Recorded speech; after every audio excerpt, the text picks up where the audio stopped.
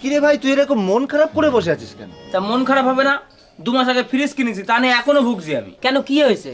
আর বলিস না, কোম্পানি বলেছে ফ্রিজের মধ্যে যা রাখবা সব টাটকা তাজা থাকবে। হ্যাঁ ঠিকই তো বলেছে, টাটকা তাজাই তো থাকে। ঘোড়ার ডিম, কালকে রাত্রি তোর বৌদি আমার মুড়ি ভেজে দিয়েছে, সে মুড়ি খেতে পারিনি, ফ্রিজের মধ্যে রেখেছি, সকালে উঠে থেকে সে মুড়ি গলে গিয়েছে।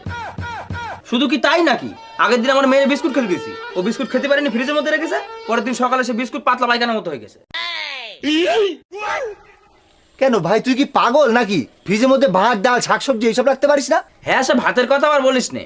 আগের দিন রাত্রে আমি আর তোর বৌদি খাওয়া দাওয়ার পরে যে ভাত করা বেশি ছিল, ভাত করা ফ্রিজের মধ্যে রেখেছে, সকালবেলা উঠে দেখে সে আইসক্রিম হয়ে গেছে। তা তোর বউ এখন কোথায়? আমার বউ গত বৃহস্পতিবারে শিবুদার বউ আর পাশের বাড়ির কাকির মধ্যে গন্ডগোল বেঁধিল।